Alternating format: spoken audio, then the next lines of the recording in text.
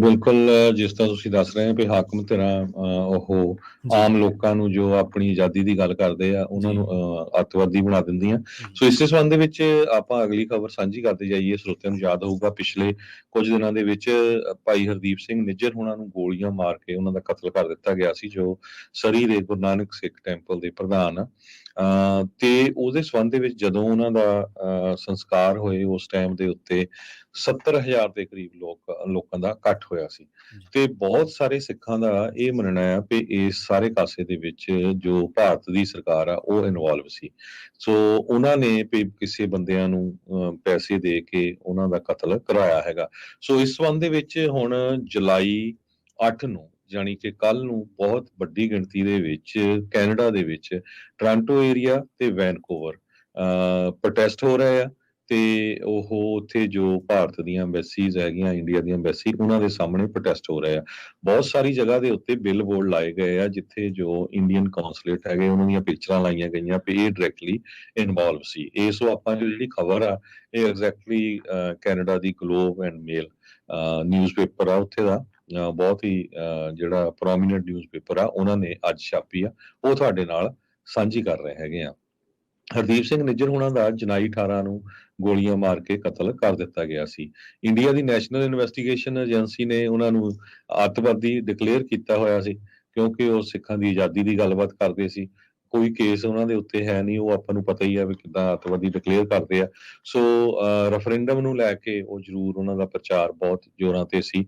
ਸੋ ਹੁਣ ਇਹ ਜੋ ਪ੍ਰੋਟੈਸਟ ਆ ਜੁਲਾਈ 8 ਨੂੰ ਹੋਣ ਜਾ ਰਹੇ ਆ ਇੰਡੀਅਨ ਐਮਬੈਸੀ ਟੋਰਾਂਟੋ ਦੇ ਵਿੱਚ ਤੇ ਇਸੇ ਤਰ੍ਹਾਂ ਇੰਡੀਅਨ ਐਮਬੈਸੀ ਵੈਨਕੂਵਰ ਦੇ ਵਿੱਚ ਤਾਂ ਕਿ ਜੋ ਪੂਰੀ ਦੁਨੀਆ ਆ ਉਹਨਾਂ ਨੂੰ ਪਤਾ ਲੱਗ ਸਕੇ ਵੀ ਕਿਸ ਤਰ੍ਹਾਂ ਸਿੱਖਾਂ ਦੇ ਨਾਲ ਜਿਹੜਾ ਧੱਕਾ ਕੀਤਾ ਜਾ ਰਿਹਾ ਹੈਗਾ।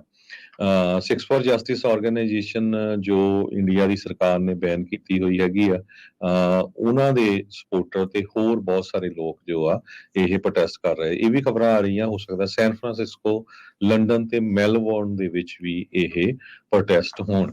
ਕੈਨੇਡਾ ਦੀ ਜੇ ਗੱਲ ਕਰਦੇ ਜਾਈਏ ਕਹਿੰਦੇ ਵੀ 7,70,000 ਦੇ ਕਰੀਬ ਸਿੱਖ ਕੈਨੇਡਾ ਦੇ ਵਿੱਚ ਰਹਿੰਦੇ ਆ, ਜੀ, ਜੋ ਕਿ ਉੱਥੇ ਦੀ ਪੋਪੂਲੇਸ਼ਨ ਦਾ 2.1% ਬਣਦਾ ਹੈਗਾ। ਈਵਨ ਦੋ ਸਿੱਖ ਬੜੀ ਮਿਨੋਰਟੀ ਹੈਗੀ ਆ ਉੱਥੇ, ਪਰ ਇਨਫਲੂਐਂਸ਼ੀਅਲ ਮੈਂਬਰ ਬਹੁਤ ਆ ਕਿਉਂਕਿ ਉਹਨਾਂ ਦੇ 20-22 ਮੈਂਬਰ ਪਾਰਲੀਮੈਂਟ ਆ, ਫਾਈਨੈਂਸ਼ੀਅਲੀ ਬੜੇ ਸਿੱਖ ਸਟਰੋਂਗ ਹੈਗੇ ਆ। ਤੇ ਬਾਕੀ ਆਪਾਂ ਨੂੰ ਪਤਾ ਹੀ ਆ ਸੇਵਾ ਭਾਵਨਾ ਦੇ ਵਿੱਚ ਜਿਹਦੇ ਕਿਤੇ ਕੁਝ ਵਾਪਰਦਾ ਆ ਤੇ ਉਹ ਸਿੱਖ ਸਭ ਤੋਂ ਅੱਗੇ ਹੁੰਦੇ ਆ। ਡੈਨ ਸਟੈਂਟਨ ਇੱਕ ਫਾਰਮਰ ਐਗਜ਼ੀਕਿਊਟਿਵ ਮੈਨੇਜਰ ਹੈਗੇ ਆ ਕੈਨੇਡੀਅਨ ਸਿਕਿਉਰਿਟੀ ਇੰਟੈਲੀਜੈਂਸ ਸਰਵਿਸਿਜ਼ ਦੇ।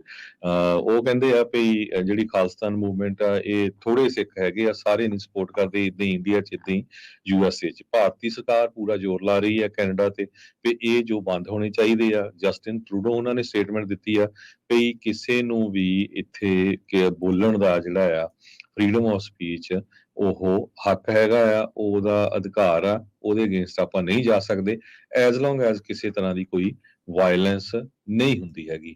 ਪਰ ਜਦੋਂ ਤੋਂ ਹੀ ਇਹ ਜੋ ਇੰਡੀਅਨ ਕੌਂਸਲੇਟ ਆ ਉਹਨਾਂ ਦੀਆਂ ਫੋਟੋਆਂ ਲਾ ਕੇ ਵੱਡੇ ਵੱਡੇ ਬੈਨਰ ਕੈਨੇਡਾ ਦੇ ਵਿੱਚ ਲਾਏ ਗਏ ਆ, ਉਸ ਤੋਂ ਬਾਅਦ ਜਿਹੜੀ ਇੰਡੀਆ ਦੀ ਸਰਕਾਰ ਆ ਉਹਨਾਂ ਨੇ ਆਪਣਾ ਜਿਹੜਾ ਪ੍ਰੋਟੈਸਟ ਆ ਉਹ ਕੈਨੇਡਾ ਦੀ ਸਰਕਾਰ ਦੇ ਅਗੇਂਸਟ ਜਿਹੜਾ ਉੱਥੇ ਕੀਤਾ ਹੈਗਾ ਆ।